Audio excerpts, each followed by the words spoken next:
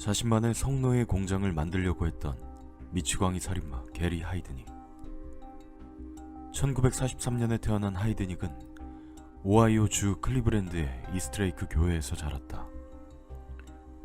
형제는 아래로 남동생이 있었고 1946년 부모가 이혼하며 4년 동안 알코올 중독인 어머니 밑에서 성장하다가 아버지가 재혼한 후에는 아버지와 새어머니 밑에서 자라게 된다. 하이드닉의 아버지는 매우 엄격하게 훈육을 했으며 그 영향인지 하이드닉은 의기소침하고 내성적인 성격으로 성장했다. 하이드닉의 이런 성격이 형성되게 된 또 하나의 이유는 그가 어린 시절 나무에서 떨어지며 다친 머리통에 기형이 생기면서인데, 당시 학교 친구들은 이런 하이드닉을 놀리며 비웃었다고 한다.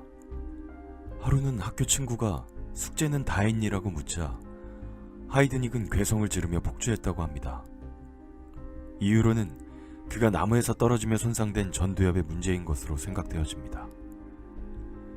이렇게 하이드닉의 성격은 다소 문제가 있었지만 그의 IQ는 130이 넘는 상당히 수재였고 공부도 매우 잘했습니다. 하이드닉은 17세에 고등학교를 중퇴하고 미군에 입대하는데요.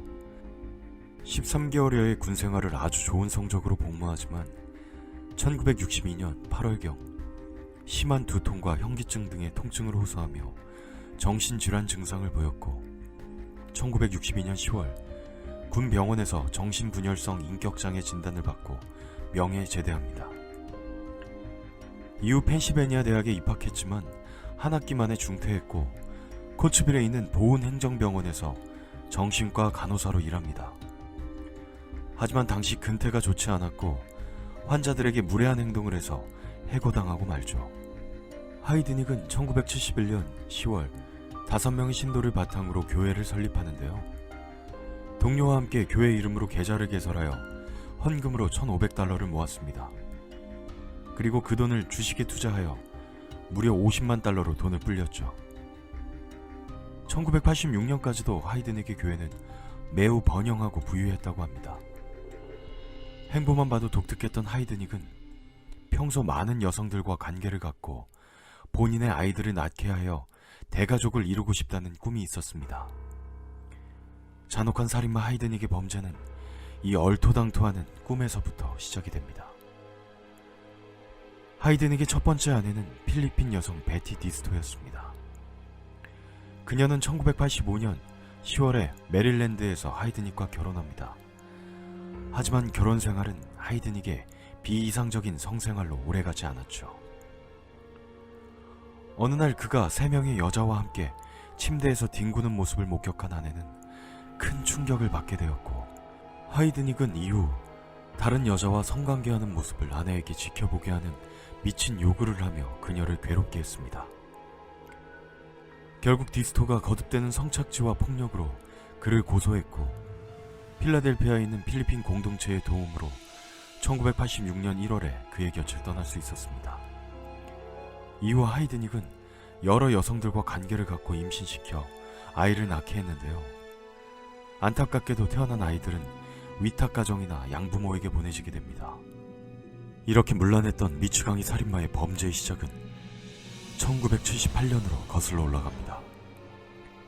당시 여자친구였던 안자넷 데이비드슨의 여동생을 납치한 하이드닉은 그녀를 지하실 창고에 감금하여 강제로 학문 선교를 하며 강간했고, 그녀가 임질에 걸리게 한 후 내버려 두었습니다.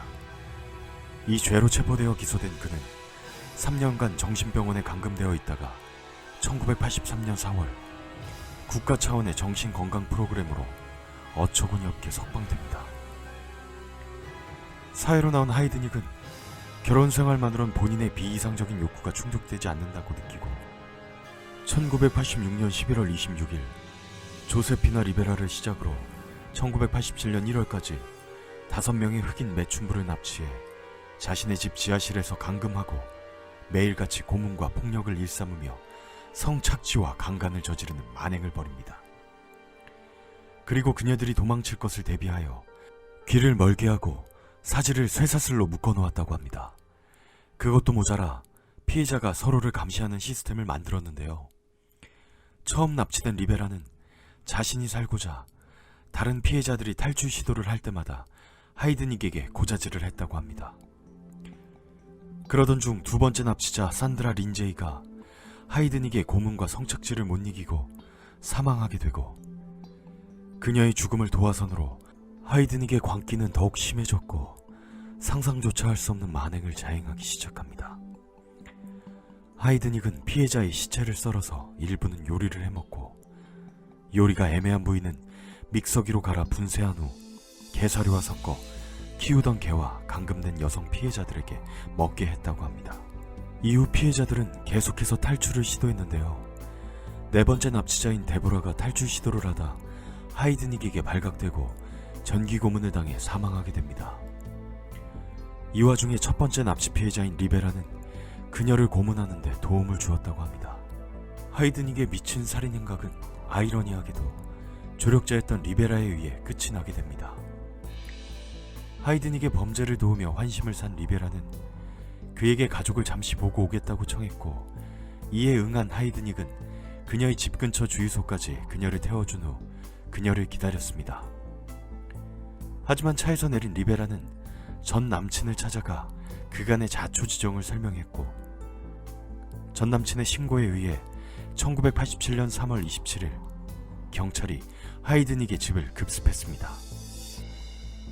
하이드닉의 집엔 흑인 여성 2명이 반쯤 벌거벗겨진 채 파이프에 쇠사슬로 묶여 있었고, 구덩이 속엔 나체인 다른 여성이 갇혀 있었습니다. 그리고 그의 집 부엌에 있던 냄비 속과 냉장고 안에선 사람의 팔 부위가 발견되었습니다. 그렇게 하이드닉이 체포되면서 그의 잔인하고 말도 안 되는 만행은 끝이 나게 됩니다. 이후 1988년 7월 1일 하이드닉은 2건의 1급 살인을 포함한 18건의 범죄로 사형 선고를 받고 투옥되는데요. 감옥 안에서 약물 자살을 시도했지만 실패하고 1999년 7월 6일 펜실베니아 주 록뷰 주립교도소에서 독극물 주사에 의해 처형되었습니다. 하이드닉은 펜실베니아 연방에서 처형된 마지막 인물이었다고 하네요.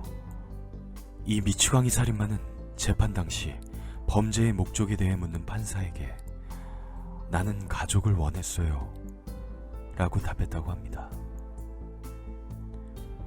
지금까지 미치광이 성착취 살인마 게리 하이드닉에 대한 이야기였습니다.